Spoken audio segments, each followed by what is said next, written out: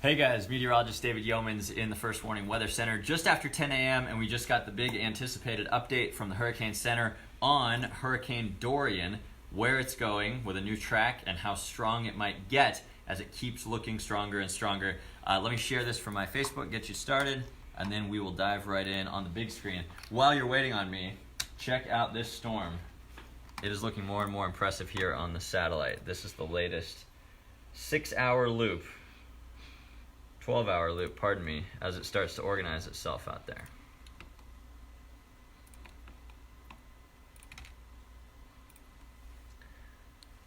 Okay, cool. Thanks for sticking with me. Looks like we got some folks tuned in. Dorian now, obviously this is an enhanced image to show you how high and how cold the cloud tops are. The redder and more maroon, the higher and stronger these clouds are, the stronger the thunderstorms. You can see a little eye kind of poking out right there. The big updates that we've got from the Hurricane Center, they just flew some hurricane hunters through it. They found what's called a double concentric eye wall structure. There's a tiny little eye, and then around it there's a broader eye, which sometimes happens in really intense hurricanes. This is not that intense yet, and it's actually a feature that can kind of keep it from intensifying really fast in the next 6 hours. So, has it intensified? It actually has not, maybe because of that. 85-mile-an-hour winds, strong Category 1, almost a Category 2, still moving northwest, and still no watches or warnings in effect for anyone, even Florida, because it's still several days out. Here's the latest track. Make sure I got some pauses in here for you. By tomorrow morning, it's expected to intensify into a Category 3. That could be rapid intensification, 115. I'm sorry, that's actually not the right number, is it? It says Category 3, but it says 115 miles an hour. Let's call that a Category 2 because that is not a Category 3 storm if it's 115.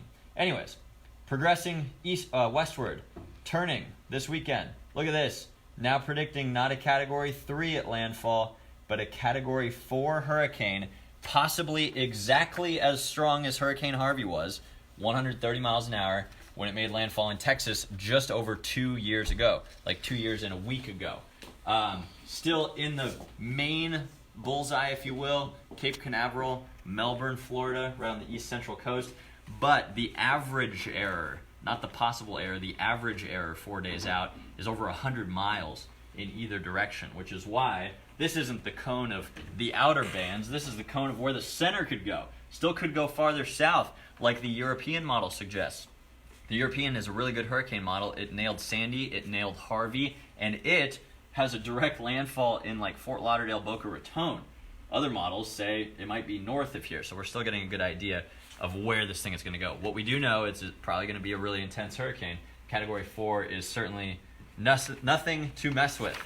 There are a lot of factors that this storm is encountering now. One of the things we can track is sea surface temperatures. This is the temperature of the water. If you went for a swim in the Bahamas right now, this storm is like right here. It's heading out over 85, 86 degree waters, which is pretty typical for this time of the year. It's not warmer than average in most of that area, but it is plenty warm to develop a hurricane. Usually you only need 78 or 80 degree water to strengthen a hurricane, and this warm water is literally fuel for how hurricanes intensify. If you're curious about how hurricanes use that to intensify, we did a First Warning Weather University video all about it. It's only 60 seconds long.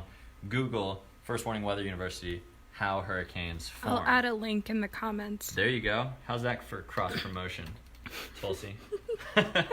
We're also looking at another thing.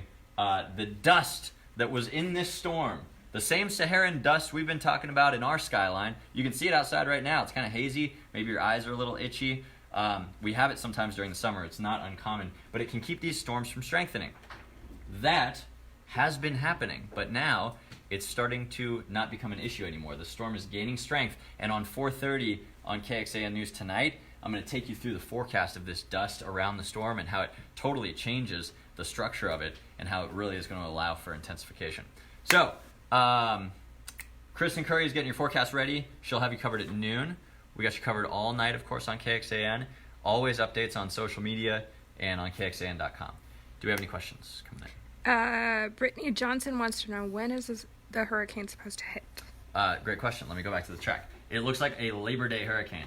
And actually, so here's the latest track. That would be Monday at 8 a.m. It's just offshore. So like midday Monday. But I'll tell you, this keeps slowing down. It was supposed to be a Sunday landfall, then a Sunday night landfall, then an early Monday morning landfall. Now, if it keeps slowing down, that could affect the track too. But it could even have a longer time out over the Gulf Stream to intensify. There's one computer model, I don't want to show you. It's suggesting maybe a high-end Category 4 or Category 5 storm, which would be awful. They just got hit by a Category 5 in the panhandle of Florida last year, Hurricane Michael. Another interesting note, Labor Day hurricanes in Florida. There's one hurricane that stands out. It was the strongest hurricane not only in Florida, but the strongest Atlantic hurricane to hit anywhere in the U.S., Gulf Coast, Florida, East Coast. It was on Labor Day in Florida in 1935. Wow. And we didn't have a lot of scientific measurements back then, but the pressure was under 900 millibars, which is a really intense storm. The winds were probably about 180 miles an hour with that one. So hopefully we won't have that. Okay? Deborah has a question. Yeah. After it goes over Florida, what is the projected path? That's a great question as well. And Kristen's going to talk about that at noon with the latest stuff. Let me fast forward this. You see how it's kind of starting to turn toward the right? Yeah. That European model, which is really good, has the storm not only on a farther south track, maybe somewhere in here, but a lot of our models, including especially that one, have not only a hard left turn into the coast, but then a hard right turn, which you can start to see on the official Hurricane Center forecast. It only goes out 5 days. It could be beyond that it really turns. But a lot of our computers are suggesting it slams into the coast, and then because there's a high pressure here with a clockwise flow around it, it then takes a hard right up the entire Florida peninsula, which would be horrible because it's not just hitting one area. It could, as a weaker storm, go from Orlando up to Ocala to Gainesville to Georgia potentially. So a lot of factors to watch with this. If it does slow down, we could have serious rainfall. The track is still unusually uncertain, so folks out in the southeast will keep you posted. And of course, we got you covered on KXAN all the time. Anything else I'm forgetting? No, we're good. Okay. Thank you guys for watching.